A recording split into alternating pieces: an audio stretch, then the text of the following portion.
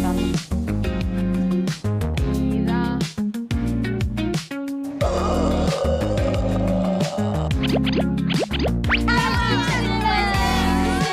大家好，我是埃及南希，今天第一次来到自然博物馆，听说这里有很多已经在埃及灭绝的动物，竟然还有古埃及最神圣的动物标本。今天我的任务就找到它，走。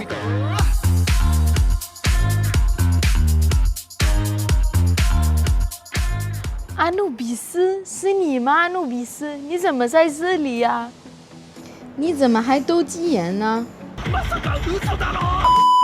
感觉好想摸摸它。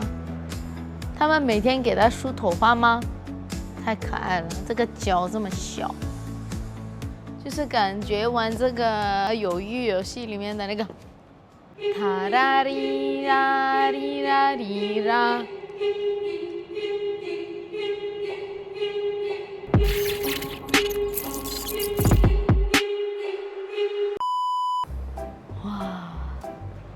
第一次来到自然博物馆，就感觉我们的世界太奇妙了，各种各样的动物生活在地球上啊，猴子，还有猩猩。埃及本来整个尼罗河都是有鳄鱼，但是被世界这些打猎的人都杀光了，只有纳赛尔水库现在有。哇，你看这个鲫鱼好长啊！看到上面飘的这个鱼，就想到了 Coldplay 那个 MV。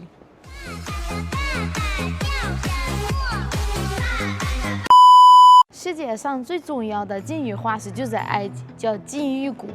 为什么重要呢？因为它是鲸鱼有腿的。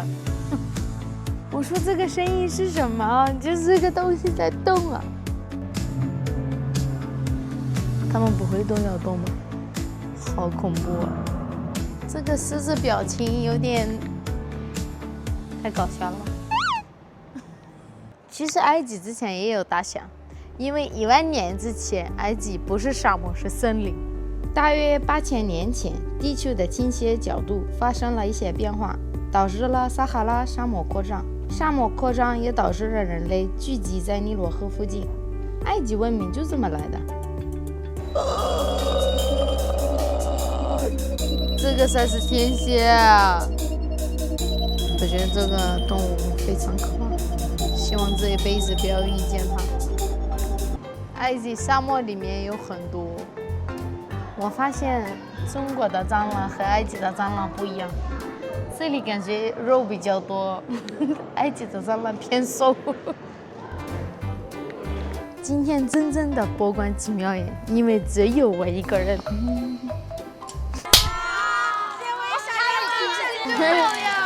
今天的展览来了很多小朋友，都是腾讯基金会联合公益机构邀请的，共有120多位偏远乡村女孩、城市流动儿童和患儿家庭。这些孩子在志愿者的陪伴下参观博物馆，而且还给他们特意安排了很多有趣的项目。其实我是第一次了解到腾讯基金会，他们和很多机构合作，以公益的方式让一票难求的展览、剧演、文化项目走到孩子们的身边，让更多的孩子有机会体验文化、艺术和科技资源。今天就是让孩子们来参加难得的博物馆志愿活动，希望这样的活动经常举办，让更多的需要帮助的孩子来到博物馆。哇，这里还有雕刻的植物，还有一个动的恐龙。哇，它好神奇！你咬我，咬我啊！哎哎哎哎！吓死我了！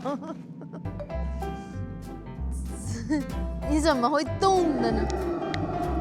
保护你的蛋。其实我小时候感觉恐龙是个传说，不是真的，是假的。这里还有2个猛男，走进我老家看看。回家喽！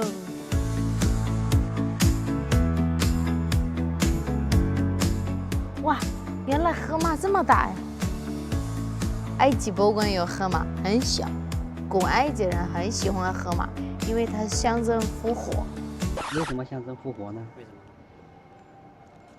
因为它会浮起来又潜下去，所以有重生的意义。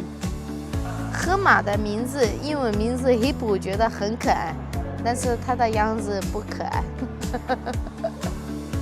终于看到秃鹫了。秃鹫是上埃及的守护神奈古维特，他骗了埃及好几千年。当时的埃及人觉得秃鹫不用交配也能繁殖，所以把它封为神。其实埃及人当时没看清。So cute， 太可爱了吧！哇，竟然这里有土狼啊！土狼在埃及很惨，因为埃及农民以为土狼会吃自己养的小动物，所以把它打死了。其实土狼只吃蚂蚁和昆虫。这个动物我知道，就是表情包很火的那个。看到这些标本，就想起埃及的木乃伊。其实埃及木乃伊也是一种标本。埃及人最早在公元前5500年已经制作木乃伊动物，那个时候乡下阿姨甚至还没有同意呢。动物木乃伊的制作基本上和人形的木乃伊一样，只不过简短一些，而且不会保留内脏。找到了，这个是我刚开始说的古埃及最神圣的动物标本。屎壳郎为什么神圣呢？